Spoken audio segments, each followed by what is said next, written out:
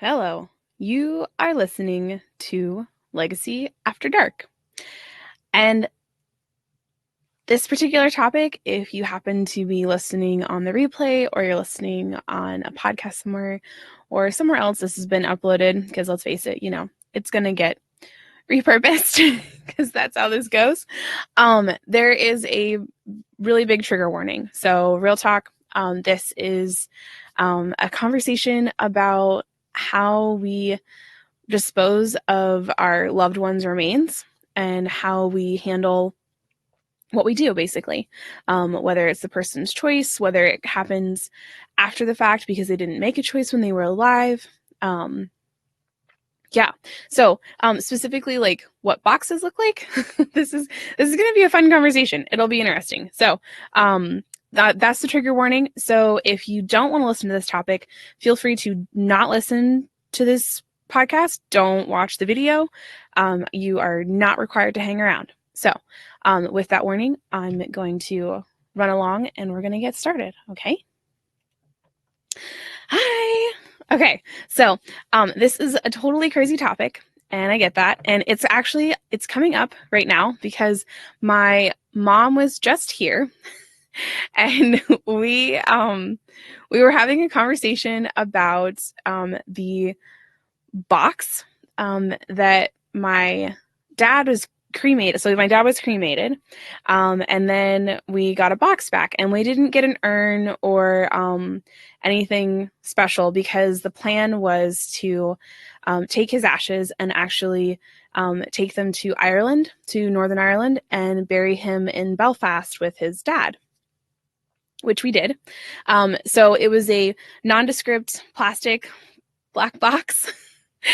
And so the reason this came up is because our dog passed away in May, and we opted to get his ashes back, mostly for the kids. And so one thing we thought about doing was actually burying his ashes at the kids' grandparents' their camp, but we didn't end up doing that because for a couple of reasons. But one of the reasons is he came back, and we didn't ask for this, but he came back in this really pretty box.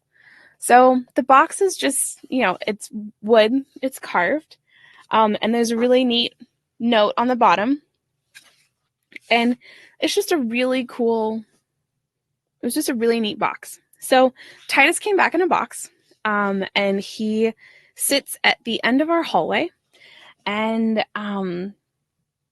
it's a good spot for him. That was his favorite spot to sit, was at the end of the hallway in between all of our bedrooms, because he could lay there and he could see all of us if he just picked up his head and turned a little bit.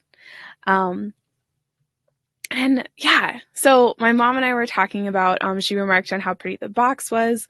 And then the next comment was, yeah, not like the box your dad came back in. And I was like, yeah. Which, you have to, I'm all fuzzy now. Oh boy. Anyways, so you have to know us to, understand our sense of humor. And if you've watched a few videos of mine, you know that, I find humor in a lot of things because my approach is that I can laugh about it or I can cry about it. And,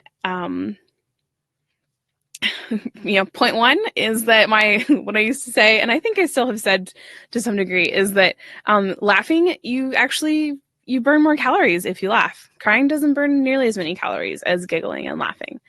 And it's a nice release. Laughter is a great release, and crying obviously is good too. I'm all about crying as well. Wow, this is going really sideways. So, boxes. And unboxing, or not unboxing, oh dear heavens, boxing our loved ones. Oh, what a train wreck. Okay.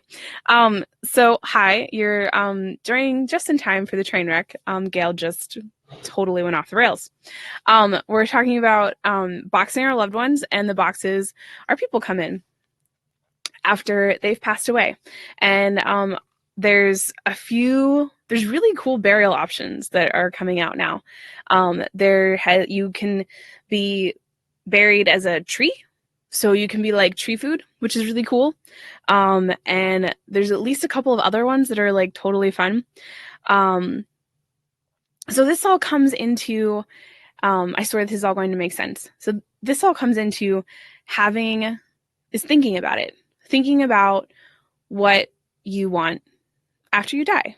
So if you haven't thought about it yet, I think it's worth thinking about. There was a question asked in a group I was in that led me to share some things that I had been that that I've thought about my death. I've thought about what that will look like and what I want to have happen afterwards and what I want things to look like. And I'd maybe that sounds crazy because I'm not old.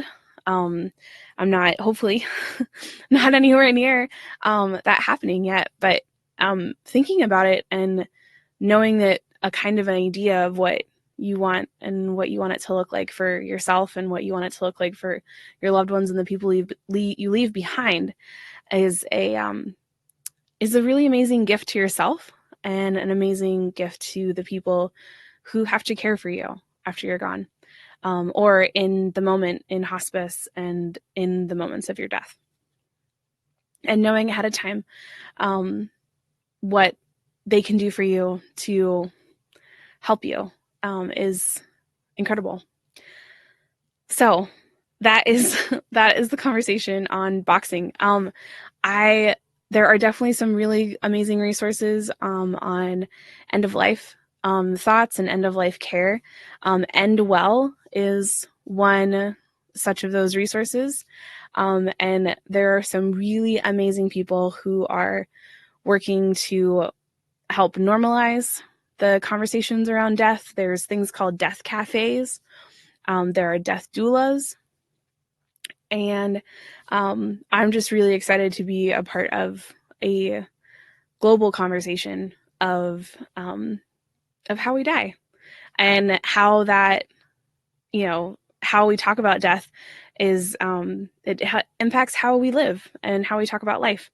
And having experienced death at a young age, it's something that has made me so aware that is going to happen and that life is incredibly precious and something that I want to be living every day and doing all the things every day.